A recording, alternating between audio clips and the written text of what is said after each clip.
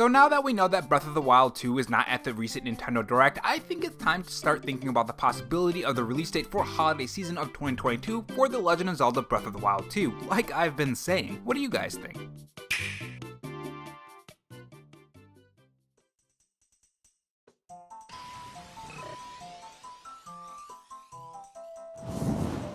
Hey guys, it's Rob here, and welcome back to the Robo Show, where we take the gaming news format that channels like Spawnwave or Arlo do, add a dash of animation and some cool editing on top to bring you your gaming news, leaks, and rumors in a fresh new way. If you're new here and want to be kept up on everything gaming, make sure you subscribe to the channel and leave a like if you enjoy the video and dislike if not. In this video, we're going to talk about some Nintendo Switch leaks for The Legend of Zelda Breath of the Wild 2 that gives us details on possible gameplay mechanics for the game. These include things like shrines and if they're going to return, are there going to be any dungeons in this game, Zelda mechanics, and more. If you guys enjoy this video, leave a like, it helps the video reach more viewers when you do, and if you want to follow me on Twitter, the Twitter handle is RoboRob93. Without further delay, let's get to the video.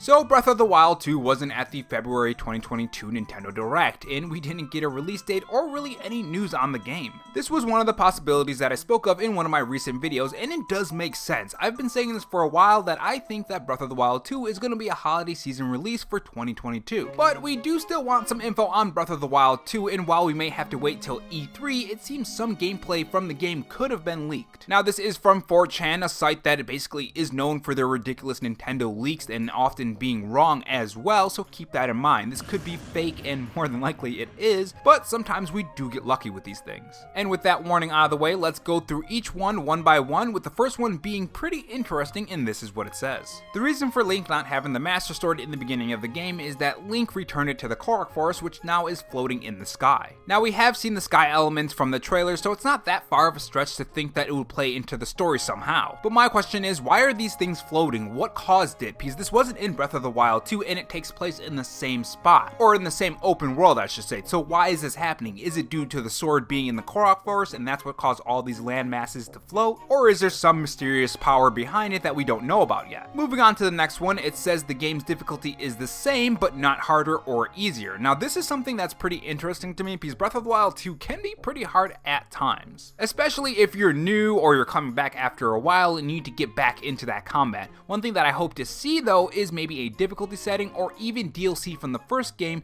baked into this game. And that would be the Master Trial DLC, but instead of it being DLC, just have it baked in at launch and you don't have to pay for it. Next up, we have some more info on the open world activities, and this is what it said. More traditional dungeons as well as replacements for shrines, which are even older ruins located all over the overworld. So this makes a lot of sense to bring back shrines in Breath of the Wild 2, but it seems that this time it's going to be not shrines, but older ruins. Now if this is the same number as Breath of the Wild 2 or even more, this would probably add a lot of development time to Breath of the Wild 2, something that could attribute to the long wait for the game. Now the post continues to talk about the setup for the game in the intro and what kind of enemy types we can expect in Breath of the Wild 2, and this is what it said. The setup is like the first game, just a more dramatic intro. Mostly the same enemies with some evolutions. Music is still simple but sounds out of tune. Now most likely what he's talking about, if you were a little bit confused by this, is that he's talking about the intro of the game. More than likely we're gonna see this through a cutscene if this is true. Think the beginning of The Legend of Zelda Breath of the Wild 1 when you step out into that open world. You know, the scene that's pretty much become a staple for all open worlds to do now. Now aside from that, this is something that we got from the first trailer. If you notice, the enemies don't look ridiculously different from the first game, so it's in line with what we've seen so far.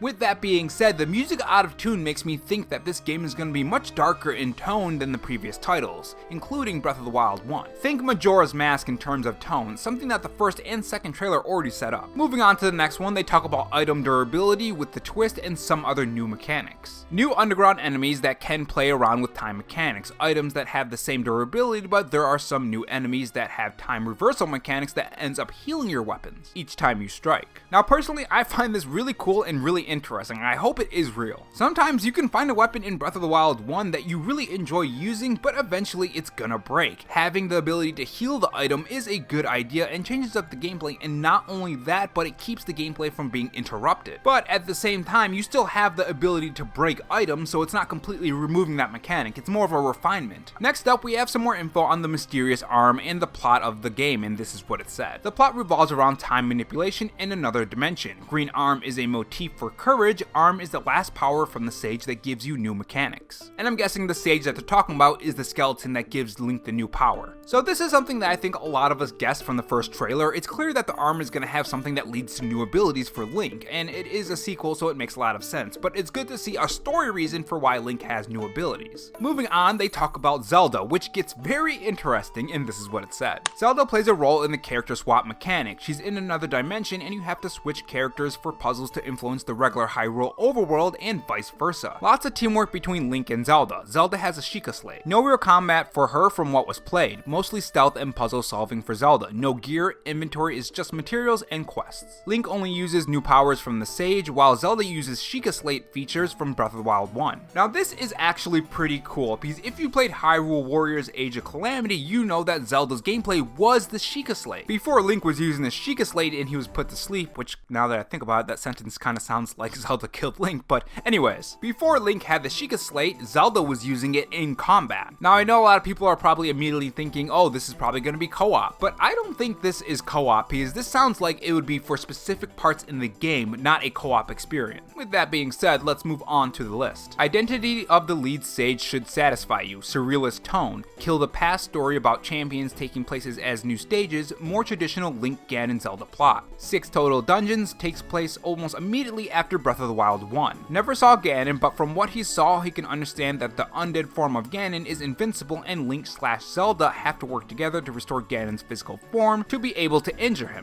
Now apparently when he was asked to list something that wasn't in the trailer, because I'm sure by now you've noticed that I've been saying this was in the trailer, this was in the trailer, this was in the trailer. A lot of this stuff could be based on the trailer. This is what he said. Bolson dies, now is a ghost who gives you hints like Cass in Breath of the Wild 1. There are land moas that are like 2 sizes of the horses and burrow between sky islands. Double sword weapons, which is very exciting for me because I just love double sword weapons in games. And a power both slows time and speeds up Link. Now if we see any of these at the E3 Nintendo Direct that I think is going to happen and is going to have a huge focus on Breath of the Wild 2, I think we should definitely look back at this list on the next Robo show whenever that Direct happens. I think it would be pretty interesting to see what was wrong, what was right, what was kind of right, and what was kind of wrong. But as I said before, this could be fake, so be careful guys when believing this 100% or believing it at all. It could always be wrong. But now that you know my thoughts on this potential Nintendo Switch leak for Breath of the Wild 2, tell me yours. And if not, on your way out, make sure you subscribe for more videos and also have that notification bell on. And if you want to support the channel in any other way, there is my Patreon and Twitter account in the pinned comment if you're interested in those.